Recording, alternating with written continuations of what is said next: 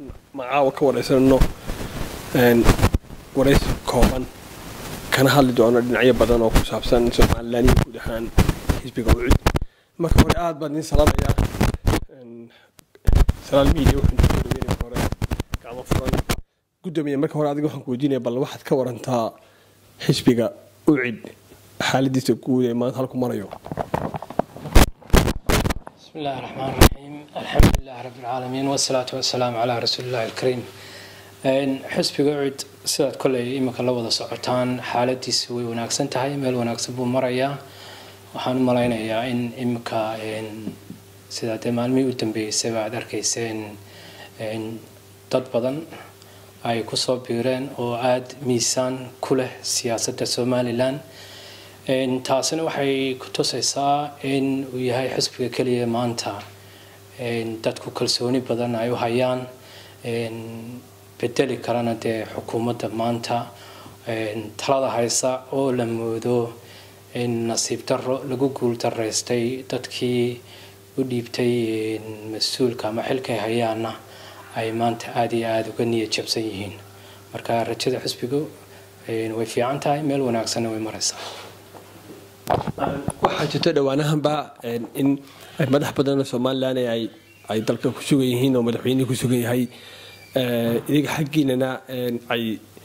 madax ka tirsan xisbiga UCID ay iyaguna ay joogaan. bal waxaad naga warataa maxaa idin qabsabay intii madaxda joogtay ma saarateen wax shirara qabateen intii dhawaanahan?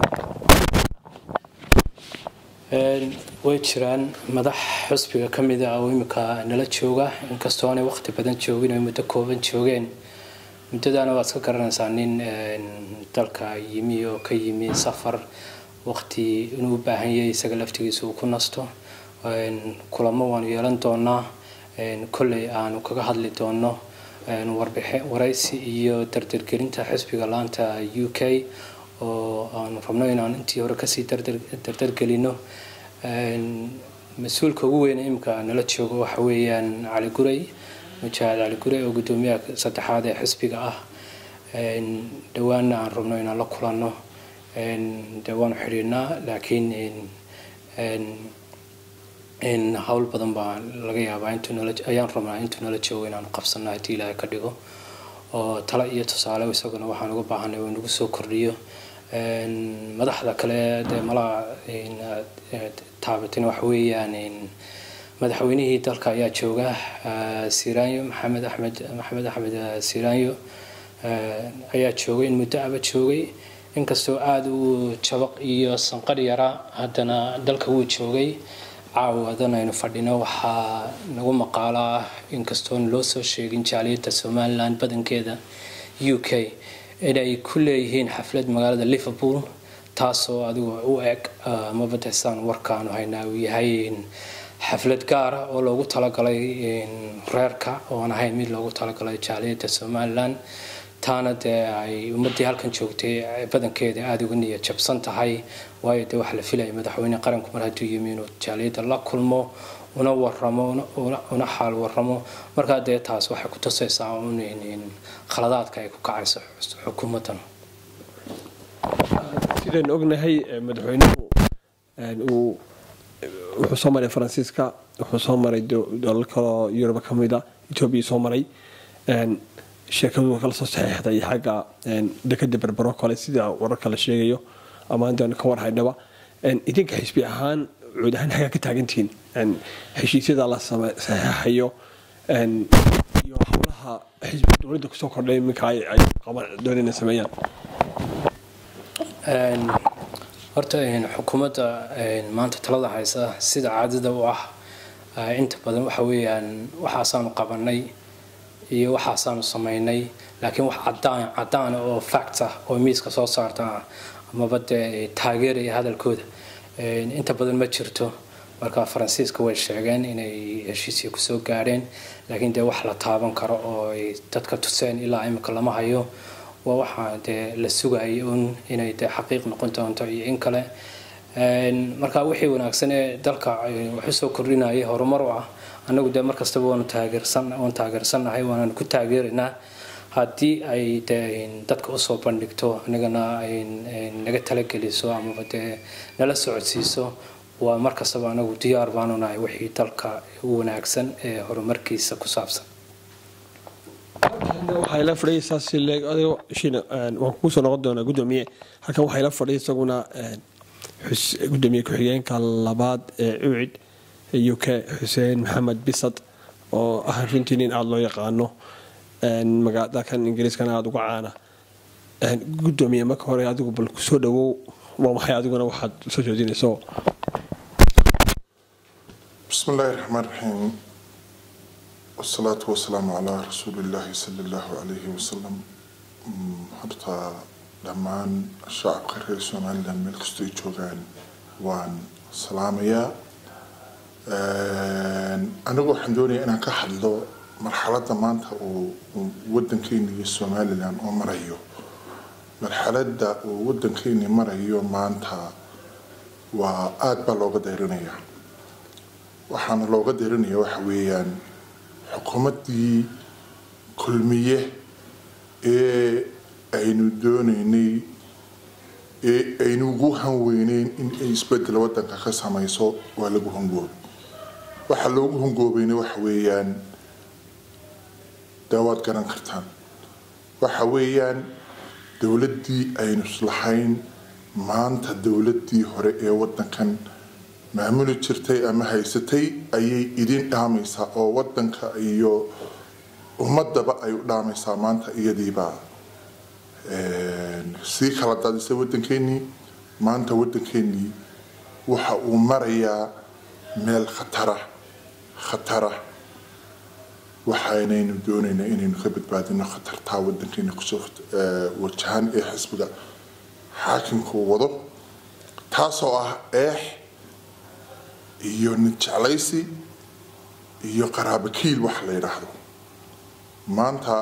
markii uu madaxweynihii hore ee jamhuuriyadda Somaliland Daahir Yaale Kaahin waddankeena ka talinayay ama uu xilka ku wareejinayay Mujaahid Axmed Maxamed Maxamuud Siilaanyo waxa uu ku yiri kelmad dal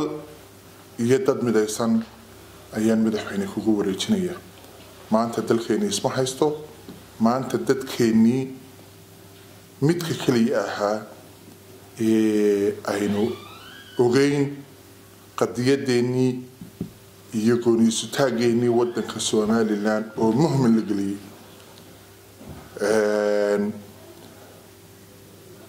sida la jigeed anagu ucadihan shirarkan Soomaaliya maanta maqsabka ay Soomaaliland halkay taagneed iyo halka ay maanta taagan tahay isku mid maaha waayo heerkii wasaaraddeena arrimaha dibadda barigii Daahir Yaale halkay joogtay maanta ma joogto maanta waddankeennii waxa adduunyada ay haysataa dowlad goboleed ka mid ah waddankii Soomaaliya la oran jiray Soomaaliyana waynu ogeyn waa tii aynu 1990kii xornimadeena dib uga soo noqonay marka shacabka Somaliland iyo dawladda waxa lagu habeeyaa Soomaaliyan la hadlayna Soomaaliya la hadlayo sidii laba dawladood oo siman oo jaara oo kala goranaya wixii hawlo iyo adduun isugu keen jiray in loo macaamilo weey in loo macaamilo maaha dawladdan maanta waddanka maamusha ee Axmed Maxamed Maxamuud Siilaanyo uu hogaaminayo inay dadkeena ku sabto ama waddankeena ku sabto maaha wax yaro masqala diratay maalin walba Turkiga la imanaya Istanbul baa la imanaya wax yaro masqala diratay oo iyalka loogu sheekeeyo يلا ينوغ شيخينيا وحن بانو سمينا وحن بانو سمينا والقضيات بينو لان هاي قضية دينو لان يوحويا نكون استاق السومالي لان إنانو مهمل كل كريم إن السومالي لان دل حرقة أو حلالة ويهي إنان قضية دين السومالية أين توفر السنة ما السومالية حدي aynan ictiraafkeena ka helayn oo ictiraafkeena ay ku dhegan yihiin oo aanay ina ogolayn inaynu la shirnaba maaha waa in aynu iska joojinaa oo shirkaas aynu ka baxnaa haddaynu reer somaliland nahay waayo wax danoo inoogu jiraaba horta ma jirto meesha waa la tegayaa lacag baa lagu soo cunayaa hodheelaa la gelayaa waa la soo sheekaysanaya waa la isaga imanaya waayo shirarkii hore ee turkiga ka dhacay shaadaashii hawada ee ay soomaaliya la wareegtay somalilandna ay ku darsatay waa la ogaa heshiiskii aynu gaadhnay heshiiskii way ka baxeen wax wal oo aad halkaa markaad joogtaan aad la gashaan ee aad saxeexdaan way ka baxayaan waayo wax laaliyo waxay ogol yihiin ma jirto markay muqdisho tagaanna waxay oranayaan somaliland waxaanu kala hadlaynay inaanu sidii ma garanaysaayey midnimadii iyo wada dhalashadii aan dib u soo celino waxaasi wax suurtoobaya maaha axmed maxamed maxamuud siilaayo waa nin waddankan usoo halgamay waa nin mujaahid ahaa waa nin aanu ku haleynay mowqifkaygii iyo dowladnimadayadii iyo dalkii dhammaaya somaliland maanta axmed maxamed maxamuud siilaayo waxaad moodaa inuu isku wareejiyey dad khaasa oo dadkii somaliland ama dalkii ka afduubay odaygii waxaana doonaynay axmed maxamed maxamuud siilaayo inuu waddankan taariikh cad kaga tago laakiin taariikhdii uu kaga tegi lahaa ama waxqabadkii muuqday ee uu qaban lahaa burshxaar labe dad la daba marmarayaan waxaanay ula daba marmarayaan wax weeyaan ninkani waa nin weyn waa nin aanu ka filaynay dee wax weyn qalba leehda wada yaro ceerigaaba iyo wax yaroo wadooyin yaroo la samaynayo iyo ma wada maynaan samaysan kari waayen wada maynaan samaysan kari waayen dowladeena wada may samayn kari waayen shirkadahan khayraadka waddanka soo saaraya ee intaasoo bilyan oo lacaga ay dowlad ka qaaday lacagtii xaggay qabatay lacagtii xaggay geeyeen maxaa dadba wax loo weydiinaya intaas ay nagu filanay ma waddaas intaas inoo tiri weyn nin walba jeebka hadduu intii yareedee khayraadka waddanka ama sharaa'iga waddanku ay dee waddanka gelin lahaayeen inay yar jeeb ku jirto maaha madaxweyne waxaanu doonaynay sidii Nelson Mandela inaanu taallo hadday ay taadii noqoto aanu kuu dhisno kugu xasuusano laakiin maanta tii wadadeedii ma haysid intaasna wax kaga baxayaa intaa dowladda iyo rajiimka maanta waddankeena ka taliya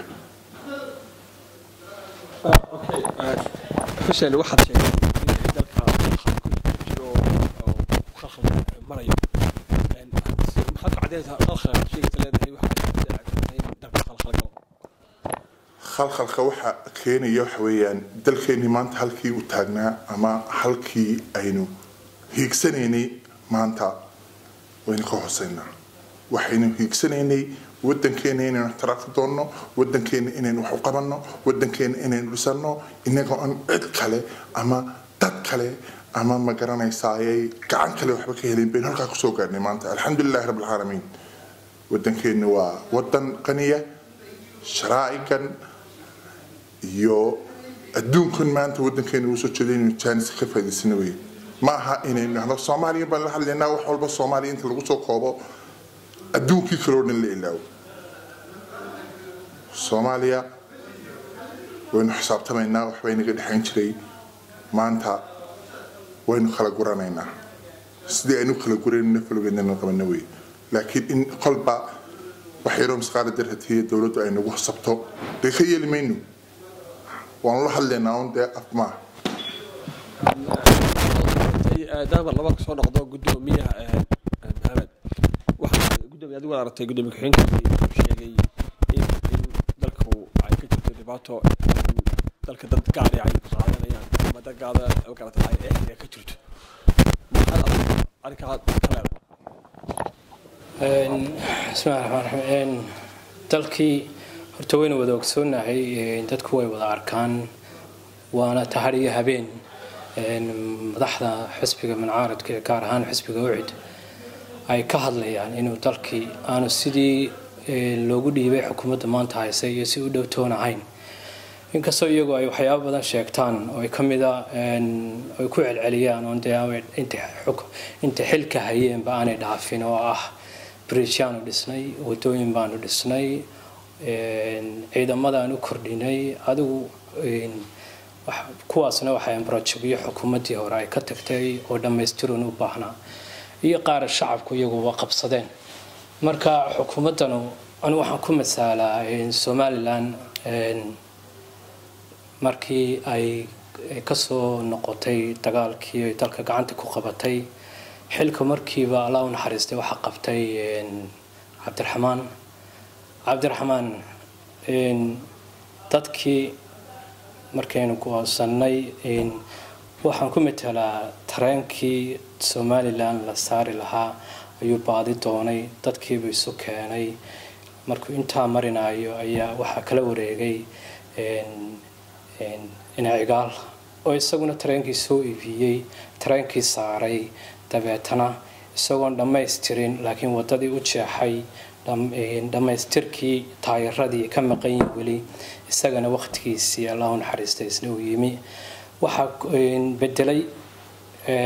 ina riyaale oo tareenkii dabeetana isna aan wax badan ku soo kordhin laakiin gundada u fadhiistay oo dhanna u dhaqaajinin waxa bedelay ka madaxweynihii afraad oo ah Silaanyo Maxamed Silaanyo oo aynu rabnay inuu wixii aynu kii hore ku diidanayn wax ka duwan keena oo dhaqaajiyo Somaliland isagana wax la moodaa inuu isagoon taayirada u doonin Somaliland inuu dhaqaajiyay dabeetana ay khali wareegayso dabeetana khalkhal ay ku dhowdahay waxa soo dhanna waa iska cadaan waxaana keenaya marka aanu leadership hagaagsan dalka aanu ka jirin oo seen ognahay madaxweynuhu inta badan aanay talooyinka badankooda ka go'in oo groupka yar ee ku xeeranay dalka si ay doonaan ugu taliyaan ayaa keenay khalkhalka kala dambeyn ma jirto sida la sheegay qabyaaladii ayaa soo noqotay halkeenu taagnayn marka taas waxa ku tusaysaa maanta markaad eegtid TV-yada sida loo soo fadhiisanayo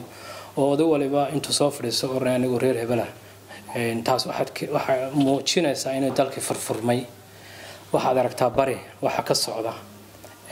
in doorashadii Puntland ka socotay sanduuqyadeedii la keenay xukuumaddu aanay kelmad ka oranin meel kasta doorashadii u dambeysay dhibtii loo geystay dadkii ku dhintay ilaa imka lagama hadal boogihii weli waa sidii way bukaan marka waxaad moodaa xukuumaddan inay awoodda saartay sidii ay dadkan ugu maaweelin lahayd Soomaaliya hor fadhiisanaynaa ixtiraaf baanu keenaynaa wax baanu qabanay iyaduna ay ugu tala gashay wasiirada badankooda gaar ahaan inay dalka boobaan oo wixii ay ka heli karaan ka qaataan laakiin aanay waxba haba yaraatee u turaynin dalka Somaliland marka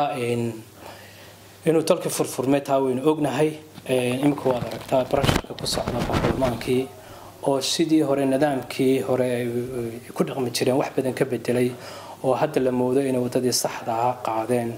oo ah baarlamaanku inuu yeesho hal qof oo speakerkii ah tiina maanta ay sameeyeen sida dawladdu ay halka ay marinayso iyo sida ay cadaadiska u saartay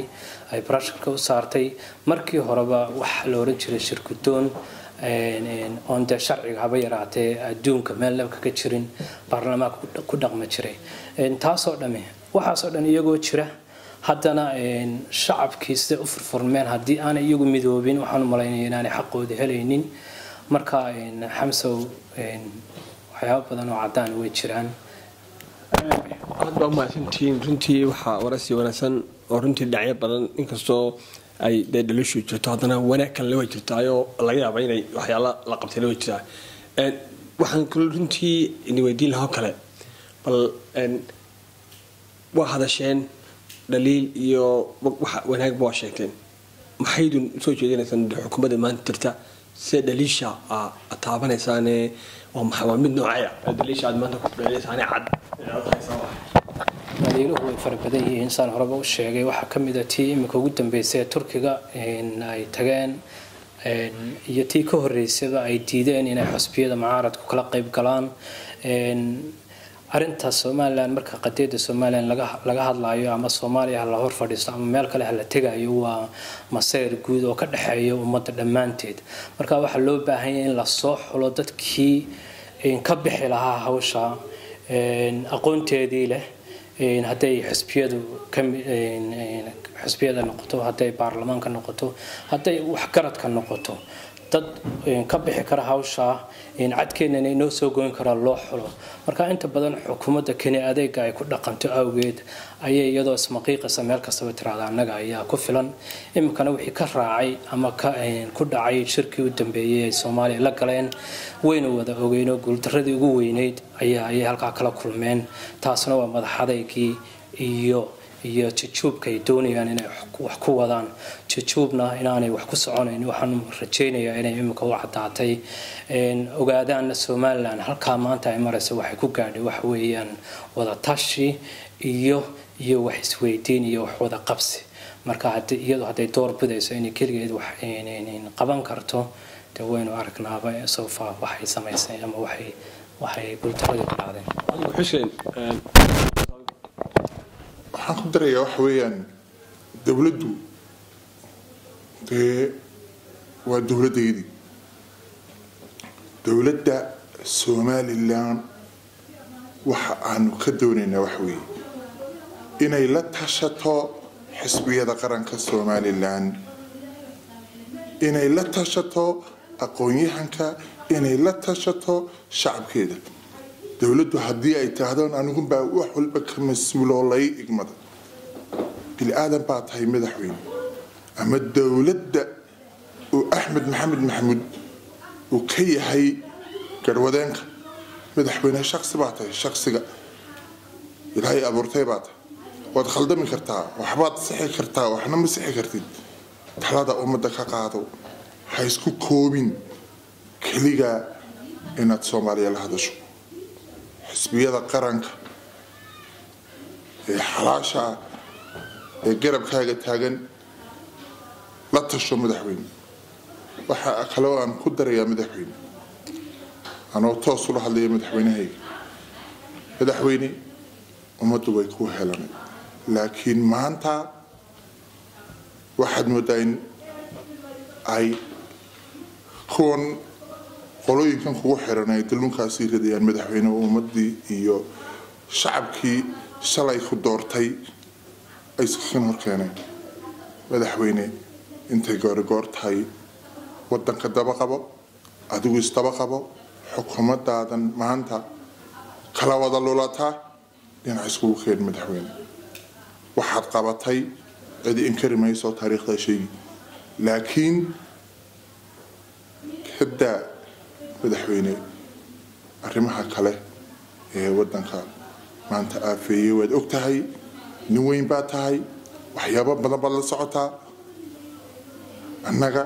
madaxweynahaygii baa tahay inaan wax ku sheegno xaq baan kugu leenahay madaxweyne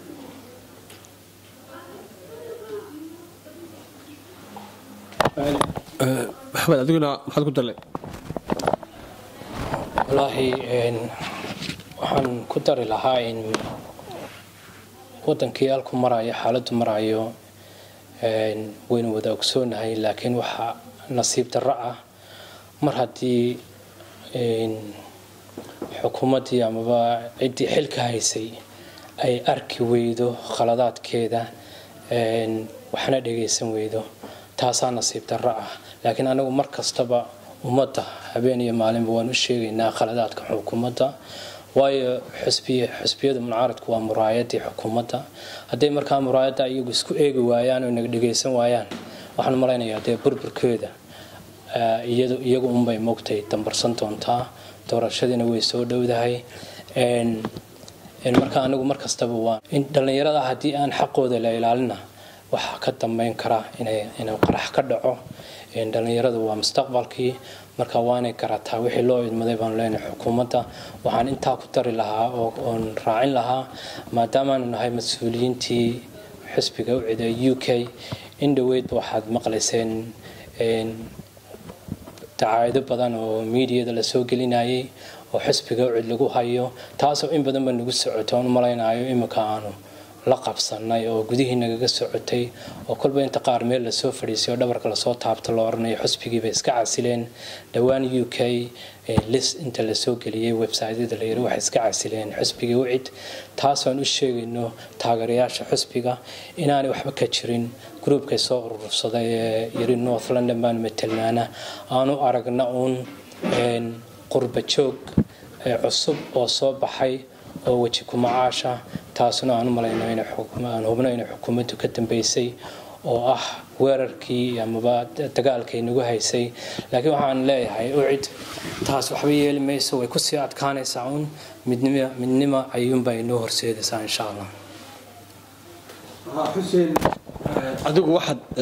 jeceshay bal inaad kelmado aad ku soo gabagabayso bal oodhahda haddii runtii hadallo badan oo talo iyo waanaba ku jirta haddii noqoto xagga madaxweynaha toos ula hadashay iyo xagga kaleba maxaad ku soo gabagabanaysaa se mar walba maaha inaan xuun dhaliilo oo aynu wanaagna sheegnaa laakiin adigu maxaad ku soo gabagabanaysaa horta waa hadal wanaagsan annagu haddii aanan waxa khaldan aanan sheegin oo aanan xukuumadda ku toosin dariiqa khaldaneed ay ka joogtaan aanan ku odhan hoy ka joog horta waxba hagaagi maayaan annagu mucaarad baan nahay mucaarad wax toosiyaan nahay mucaarad wax dumiye ma nihin madaxweynaha jamhuuriyadda somalilan waa madaxweynahaygiisan horeba kugu sheegay ma diidanin laakiin wixii dhaliil jira waanu sheegaynaa waayo marka la diido somalilan waxay ku soo nabadiyaa caanaba maashay waxa weeyaan waa talo iyo isu tanaasul iyo isdhagaysi marka xukuumaddii maanta waddanka haysay ay diido wadatashi aynu tashanno waa aynu wax qabsanno haddii ay diiday aynu tashanno ta maxaa jira waaye markaa meesha taladiiba diiday inaynu wada tashano diiday taasi maaha wax ma garanaysaa ee wanaagsan waayo wayna ogeyn qolooyin mujaahidiina oo weliba waddankeenna sharaf iyo milge iyo maamuusba ku leh inay sameeyeen madasha wada tashiga aynu tashanna baa yidhaahdeen wax aynu dimna may odhan maanta waddankeena halka uu maraya waxbaa ka qaldan haddii la yidhi aynu waddada toosan kusoo ridno anigu uma arko wax carqalada madaxweynaha ama dowladduna inay khasastamay hayn almuhiim somalilan allaha ilaaliyo waa waddankayga waanu jecelnahay waxa kale oo aan markaan intaa kaga baxo waxaan aad maqlayseen baryahanba sidii guddoomiyahay uu sheegay qolooyin weji ku macaasha oo lahaa xisbiga u cid ayaanu ka baxnay laanta UK oo qaybta waqooyiga londona waxaanu shacabka somalilan iyo taageerayaasha xisbiga u cid u cadaynana inaanay waxba ka jirin inaanay qolooyinkaas xisbiga ka tirsanayn inay ahaayeen sidii hore gudoomiyahaygu sheegayba qolooyin weji ku macaasha oo aan xisbigayga marnaba ka tirsanayn laantayada UK-na aan ka tirsanayn. السلام عليكم ورحمة الله وبركاته. طبيتي halkan isaguna doonay inuu hadalka soo gabagabeeyo gudoomiyaha maxamed adugu waan ka horkowaad runtii daliil fara badan baad soo jeedisay xukuumaddana fartaad ku fiiqday waa maxaad kusoo gabagabaynaysaa hadalkaaga waxaan kusoo gabagabeynayaa waxaan leeyahay waxaan xukuumadda mar kale xasuusinayaa waqtiga loo doortay inay xilka hayaan waa muddo yar muddadooduna hadda imika waa iska gebagebo waddankanna waxaan malaynayaa haddaad ka urursatid shilimaadka laga ururiyo masaakiinta waa caws jiilaal soomaalida waxay tiraahdaa caws jiilaal waa lama huraan haddaanad jeclo u yeelaninna waxaan malaynayaa waa nasiib darro waa qof waliba halku rabo mustaqbalka inuu aayihiisii dub ugu laabto haddaan nahay qurba jooga 20 saneynu madax banaanida haysanina wax badan baynu qabsanay xukuumaddana waxa way wanaagsan way qabatay waanu ku taageernaa mar kastaba waxaan leenahay dalka u tura oo wax dhageysta talada yeela taladu wuxuun bay ku soo kordhisaa waxba kaama xumayso libintana haddaad doonayso waanu siinaynaa laakiin talada ogolaada lexajeclada naga haysa dalka ayuun baan anagu uga hadalnaa marka waxaan shacabka reer Somaliland xasuusinayaa waqtigoodu nimankan waa iska gebagabo waxay doonaan maanta ha sameeyaan laakiin waxaanu kaga cadagnay waxa weeyaan waa maalinta foodku yimaado marka shacabka Somaliland waxaan leeyahay ilowshiyaha iska ilaaliya ilowshiyo dhawaa baa leeyahay umulba tii 60kii nagu dhacday ilowshiyo darro ayaa haddana maanta halkaynu marayno nagu celisay mistake labaad aynu sameynay ama khalad kale u sameynay inaynu u dooranno waxyaabo badan aynu ogeyn inay xukuumaddan ama kulmiye uu ku kici karo dad badan way ogaayeen haddana waynu bareednay bal haddana waxaan filayaa inaynu wax ku qaadan doono marka shacabku waxaan leeyahay midnimo ayaa idinka baahan yahay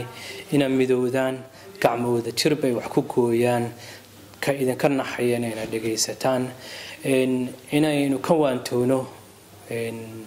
waxyaabahan imka soo baxay ee la moodo inaynu wax walba siisanayno shilimaad ayaa muhiima waad mahadsantahay xamse aad baa u mahadsantihiin kuwaas waxay ahaayeen gudoomiyaha UK maxamed jaamac koodbuur iyo gudoomiyaha ku-xigeenka saddexaad ee UCID UK xuseen maxamed bisad aad baa runtii u mahadsantihiin waanada iyo dhaliilaha soo jeediseen iyo runtii aad baan ka mahadnaqayaa waa xamse axmed salaam media London